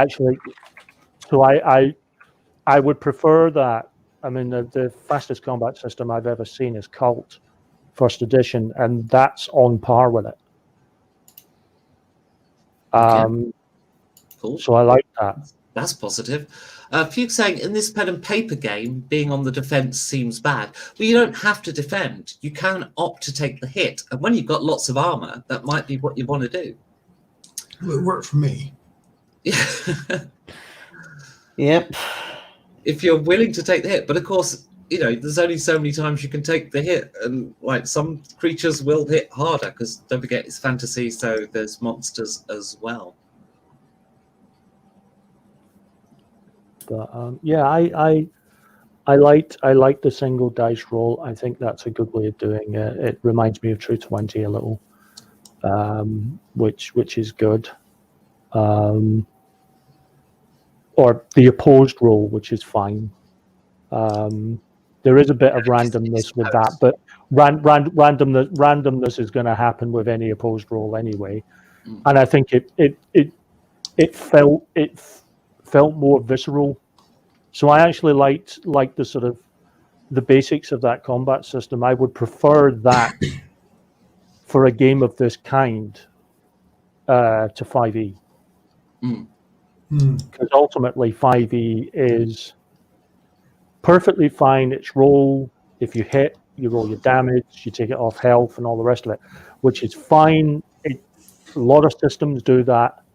And it works perfectly fine. But if you're looking at a game based around gladiatorial combat, you want something that's swift and sort of energetic and visceral, and you want to take as much of the mechanics out of that as possible to really keep it clicking.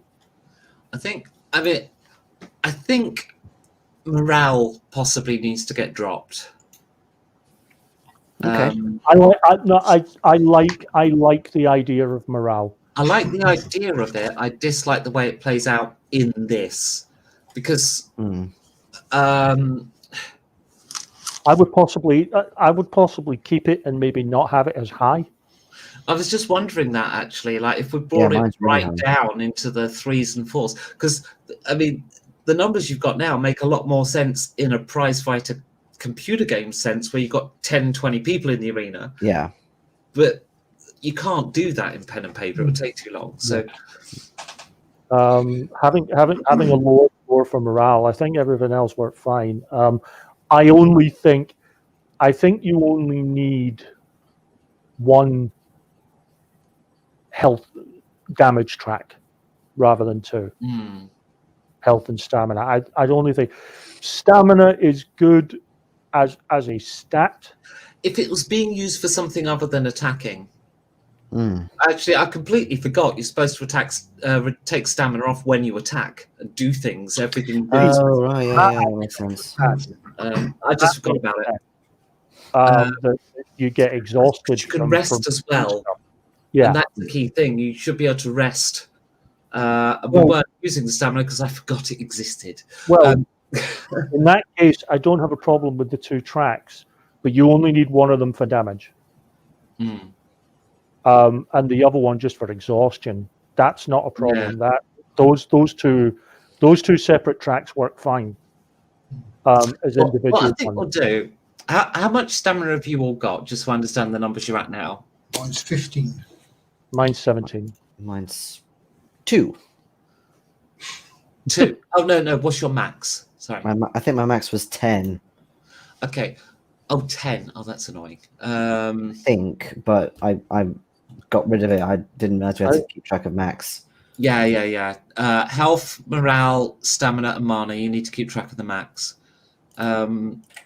Okay, let me just have a little look. We'll see. It was a dice roll, though. That's the thing. It would have been between... Well, it was +8, wasn't it? Your stamina. Oh, it might have been 13 then. Yeah. Okay, so what we'll do... Maybe. We'll set your max to be whatever your current max is minus 10. I think you're right. I think it was 13. So we'll just take 10 off of your max stamina now. Okay. So Jason, you'll have 3, and Yeah. that's your max. And what we'll do is we'll by having it a bit more extreme, we'll see if the resting mechanic kind of works as well. Duke's saying that he thinks that just being pushed down the initiative by defense will be bad. I think it's absolutely fine, provided the defense stat is less than half of. Sorry, the defense speed is less than half of the attack speed. It's fine. It'll work. So in terms of leveling up, I need to make sure that that is enforced in the mechanics somehow. Because once your defense speed is half or more of the attack speed, you'll then start to get problems of interleaving. So as long as it's less than half, I think it's fine. But I don't have a problem with the 2 tracks if you're using stamina, not for damage but for exhaustion. Yeah, action. Basically. I think so. That makes sense for that second track, because otherwise stamina was pointless. Yeah. It makes armor way more powerful, though. You could, well, the thing is, you can you have the payoff then that using heavier armor gives you better protection, but you'd lose a certain amount of stamina for doing actions. Because it's weighty and bulky, and you got to move around in it. Honestly, it really isn't. I know, but it's. I don't feel the need to port, I don't feel the need to port D&D mechanics into Prize Fighter RPG. What it does do is it makes your shoulders ache like buggery by the end of the day. And I must confess to have never tried swimming in armor. I have a feeling it might not go your way. I don't know. I mean, humans are naturally buoyant. I suppose you're going to counter that, but you can still swim. I don't know. Because I think you would be swimming on a curve. I think you would start in the water like this, and as you swim, you will be going down and down and down as you head across the, you'd be going down the curve. By the time you'd actually swam 50 meters, you're actually down in the riverbed. Yeah. Okay. But it's the same as a really heavy person getting in the water. They can still swim. Yeah, but there's an artificial weight has a certain amount of extra buoyancy, you're saying. Is it extra buoyancy? Because isn't that just air in your lungs? Hmm. I'm not sure. I think it. I kind of feel the need to test this scientifically somehow at some point. Because I mean, you don't need. It's not air in your lungs, is it? Because even if you were dead, you would float. Exactly. Oh, I see what you mean. Oh. If you put a couple pounds of lead around your waist, like a diver, that would give you negative buoyancy. Yep. Okay, but can you counter that by swimming and paddling a bit? Well, as long as you have negative Sure, buoyancy, you're you can talking see. like a mail shirt, for example. Because like, I think I'll take you down. right, Yeah. here's a question. Here's a question. What about a padded jacket? If it got wet, it get heavier. Yeah. Exactly. And actually, a padded jacket would be a lot heavier than a chainmail shirt. And I see no reason why a person wouldn't still be able to swim in a padded jacket. It's like swimming in woolly clothes. Well, see, Life jacket is padded. Sorry? Life jacket is padded. Yeah, padded jacket's a type of armor. So it's I know. I was joking. Life jacket doesn't cover the arms. But if you've got negative buoyancy, you can sit anywhere in the water height-wise you want without going up or down. That's negative buoyancy. Uh-huh. I'm not in answer to the swimming question, the answer is, can you still swim? Yes, but due to the excess weight, it takes more effort and strength and exertion to try and keep yourself up. Yeah, but I'm not convinced a chainmail shirt, or chainmail halberd, if you like, is sufficiently heavy that you wouldn't be able to swim a length of a swimming pool. I can't claim to have been in the water with anything because, quite frankly, I can't. I haven't swum in a chainmail shirt, but I've worn chainmail for entire days. But I think you'd still be able to swim, and I think actually the padded jacket would actually be worse than the chainmail because it would absorb more water. I think divers do if they're going to. Sometimes they're going to shark areas, don't they? I have bits of chainmail. Yeah, chainmail. Probably. I go, maybe not thinner rings actually. Shark jaws are quite strong, aren't they? Quite muscular. Oh, yeah. Oh yeah. Oh God, yeah. Take your arm off in a bite. Yeah. Obviously, not quite hippos, but getting so there. I'm going to say you can swim in armor fine. Might take more exertion.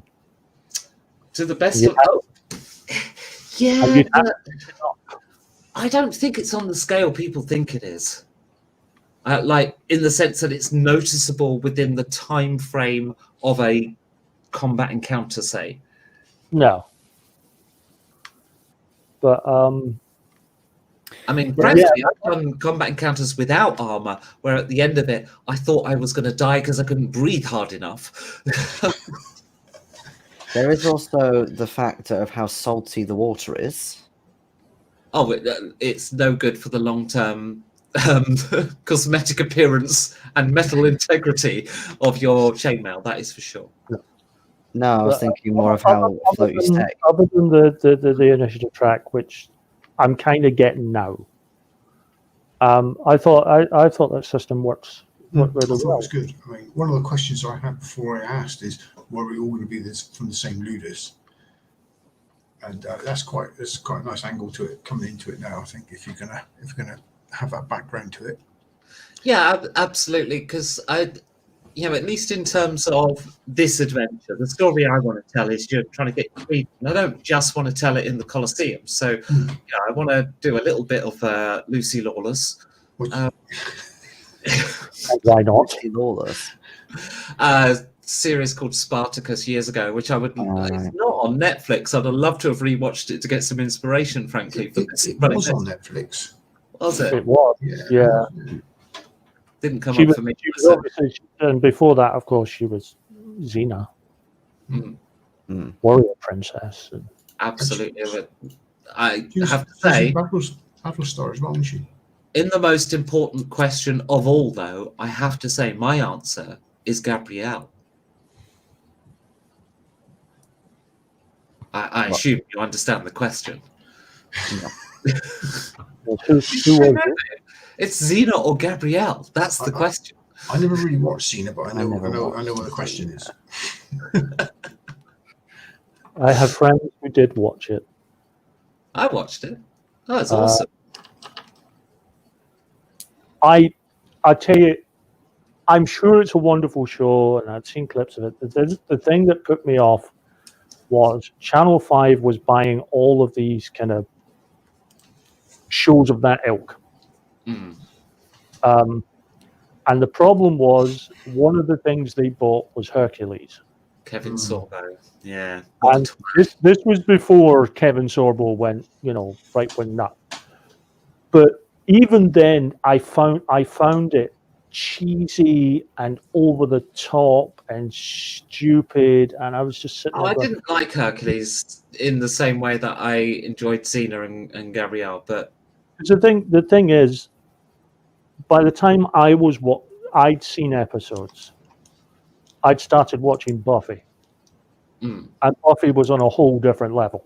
yeah, Buffy actually I think was earlier than Xena though, wasn't it? Yeah, right about the same time actually. They did crossover. Might have overlapped, but I think Buffy may finish before Xena started. 100% sure on that, but I had started watching Buffy and Angel, and they were just. I thought, right, that's the kind of writing you want for that sort of thing, not this camp shit. Xena worked because it was ridiculous. The one thing that annoyed me about Xena is, although they suggested that Xena and Gabrielle would be an item, they never actually went there. There was just I think there was a kiss at one point, but it just didn't. Oh, Andromeda. So Fuke saying, can I enjoy Gene Roddenberry's Andromeda without feeling bad for the type of human Kevin Sorbo is? Yes, you can. Do it for the Sun character. She's lovely and adorable. I'm afraid I never really watched Andromeda simply because I did. I kind of hate everything about Kevin Sorbo in it because his character is so shallow, and I'm a classic hero. I'm going to save the day by being a classic hero. I'm really not that deep. But the other characters really make it. By that time, it wasn't even his politics at that point. It was just the fact he was a naff actor. Yeah, he's naff, his character's shit, but everyone else on the show works, and so I did enjoy it. Yes, but also he starred in all the Christian movies like God Is Not Dead, and he's a massive conspiracy theorist. Yeah, he is. He's totally QAnon. But back then, I knew he was a nutcase and a homophobe back then, though. I wasn't really sold on Hercules, so I never watched the spin-off, which was Xena. Because I was like, oh, I can't be bothered watching a spin-off of a show I don't like. So I never watched Xena for that reason. And then later on, you kind of hear, no, it was better. The show was better than its parent. Yeah, it was much better. At that point, I was just like, yeah, I'm watching the other. I'm watching. Anyway, others. We've kind of long since finished gaming, so this conjunction might be a good idea to say good night to Fuke and whoever else is watching, which may or may not be Lord Morbius, not terribly sure. Could be Stephen, actually, because he's caught up. Oh, Stephen is caught up with Mass Monday. So awesome. Because he caught up with Corporation. Stephen was commiserating with me today when I was speaking to him. Has he caught up with Corporation? Yes, big death. Yes, he's caught all the way up now. Yes, but with Corporation. I don't know if he's caught up with Corporation yet. I didn't ask him. Because probably traumatized. I am sadistically proud of how far beyond the line we went. Well, I did mention I was talking to my friend this afternoon. We were having a video chat on Zoom, and I did mention the horror of Kylie Minogue and the fact that I have my character is permanently scarred. My friend Doc was like, I don't think I can watch that. And it's just it's too much. Too much. So, good night, guys, and we'll see you soon. Bye bye. Bye bye. No, no. Right.